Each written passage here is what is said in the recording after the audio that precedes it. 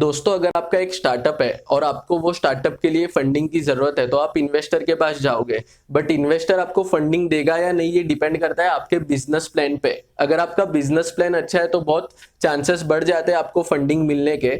आज ये वीडियो में आपको मैं 5 टिप्स दूंगा जो आपको ध्यान में रखने चाहिए जब आप अपना बिजनेस प्लान बनाते हो। तब बिजनेस प्लान कैसे बनाते हैं स्टेप बाय स्टेप, उसके ऊपर मैं ऑलरेडी पूरा एक वीडियो बना चुका हूं जिसमें मैंने पूरा प्रोसीजर बताया स्टेप बाय स्टेप और बताया है कि कौन से पॉइंट्स आपको बिजनेस प्लान में इंक्लूड करना है।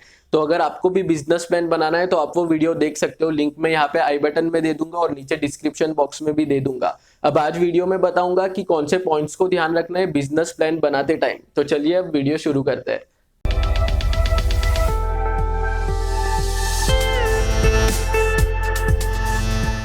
जो सबसे पहला पॉइंट है वो है flexible business plan. Flexible business plan का मतलब ऐसा प्लान जो आप मल्टीपल इन्वेस्टर्स को भेज सको।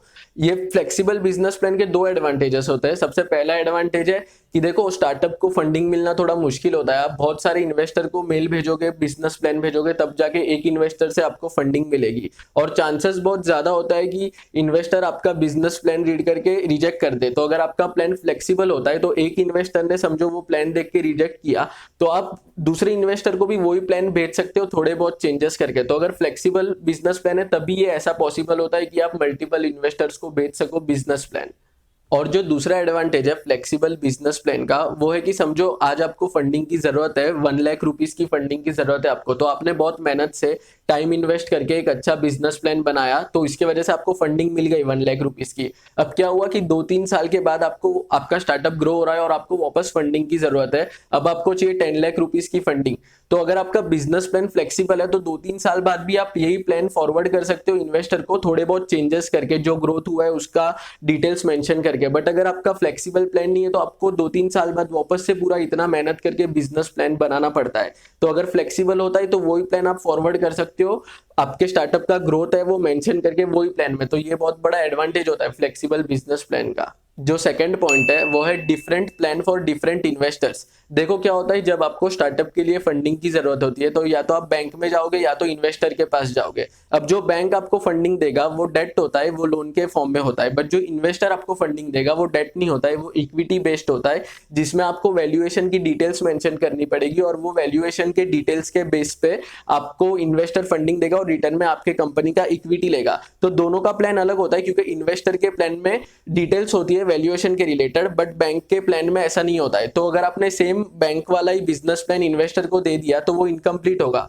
ये पॉइंट में जो मैं इक्विटी और वैल्यूएशन की बात कर रहा हूं वो डिटेल में मैंने एक्सप्लेन किया है एक वीडियो में, तो वो वीडियो आप देख सकते हो ज्यादा इंफॉर्मेशन के लिए। लिंक यहाँ पे आई बटन पे दे दूंगा और नीचे डिस्क्रिप्शन बॉक्स में भी लिंक होगा, तो ज्यादा डिटेल्स के लिए आप वो वीडियो भी देख सकते हो। जो थर्ड पॉइंट है वो है बी रियलिस्टिक। रियलिस्टिक का मतलब है कि बिजनेस प्लान में वही सब मेंशन करो जो एक्चुअली पॉसिबल है। देखो क्या होता है कि कभी कभी फंडिंग का इतना जरूरत होता है कि फंडिंग के लिए आप बिजनेस प्लान में ऐसा कुछ लिख देते हो जो एक्चुअली पॉसिबल नहीं है या फिर बहुत ज्यादा मुश्किल है। एग्जाम्पल के लिए आपने आपके बिजनेस प्लान में लिख दिया कि आप 1 महीने में ये स्टार्टअप को $1 बिलियन कंपनी बना दोगे। तो देखो $1 बिलियन कंपनी तो आपकी बन सकती है, बट आप ही सोचो 1 महीने में स्टार्टअप का $1 बिलियन कंपनी बनना बहुत ज्यादा मुश्किल है। तो आप जो भी डेडलाइंस दे रहे हो टाइमलाइन के रिलेटेड आपके बिजनेस प्लान में वो रियलिस्टिक होके डालना, नहीं तो खराब इंप्रेशन पड़ेगा इन्वेस्टर पे आपका। जो फोर्थ पॉइंट है वो है मेंशन अबाउट योर टीम। देखो ये बहुत इंपॉर्टेंट पॉइंट है। इसमें आपको क्या करना है, जब आप बिजनेस प्लान बना रहे हो तो उसमें आपके टीम के बारे में भी बेसिक डिटेल्स दो। इससे क्या होगा कि इन्वेस्टर को पता चलेगा आपके टीम में कौन कौन है। इन्वेस्टर समझ पाएगा कि कैसे हर एक टीम मेंबर आपके स्टार्टअप को ग्रो करने में हेल्प कर रहा है और कैसे आपके स्टार्टअप में वैल्यू ऐड कर रहा है। तो अगर आपका टीम मेंबर भी अच्छे तरीके से कंट्रीब्यूट करता होगा तो इन्वेस्टर को पता चलेगा कि ये स्टार्टअप का टीम बहुत स्ट्रांग है, और टीम स्ट्रांग है तो स्टार्टअप के भी सक्सेसफुल होने के चांसेस ज्यादा है। तो इसके लिए आप जब भी प्लान बनाओ मेंशन करो आपके टीम के बारे में, उससे अच्छा इंप्रेशन पड़ेगा और चांसेस ज्यादा होंगे आपको फंडिंग मिलने के। जो फिफ्थ पॉइंट है वो है बी कंजर्वेटिव। अब आप आपके बिजनेस प्लान में जो भी फाइनेंशियल एस्टीमेट लगा रहे हो उसमें कंजर्वेटिव अप्रोच फॉलो करो। ये मैं आपको एग्जांपल के साथ समझाता हूँ तो आप अच्छे तरीके से समझ पाओगे। समझो आपने टारगेट रखा है कि नेक्स्ट मंथ आपको 50 लाख का सेल्स करना है। तो इसमें ऐसा भी हो सकता है कि कोई रीजन के वजह से आपका सेल्स इतना ना हो पाए, मार्केट में कंडीशंस खराब है या कोई और रीजन की वजह से आप 50 लैक्स का जो आपने टारगेट रखा है वो अचीव ना कर पाओ, तो आपको कंजर्वेटिव अप्रोच फॉलो करके बिजनेस प्लान में 40 लैक्स लिखना है। अब आपने 50 लैक्स का टारगेट रखा है तो आपको पता है 50 लैक्स नहीं हुआ तो 40 लैख का तो सेल्स हो ही जाएगा। तो आपको ये कंजर्वेटिव अप्रोच फॉलो करके बिजनेस प्लान में जो आप बनाओगे उसमें आपको एस्टिमेट लगाना है 40 लैख, ताकि ये 40 लैख तो आपका अचीव हो ही जाए और बिजनेस प्लान भी ज्यादा एक्यूरेट हो सके।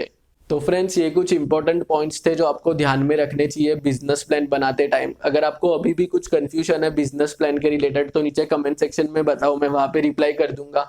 और वीडियो अच्छा लगा हो तो प्लीज वीडियो को लाइक कर देना और चैनल को सब्सक्राइब करके बेल आइकन पे क्लिक कर दो, क्योंकि मैं एंटरप्रेन्योरशिप के रिलेटेड ऐसे ही इंफॉर्मेटिव वीडियोस डालता रहता हूँ। Thank you very much.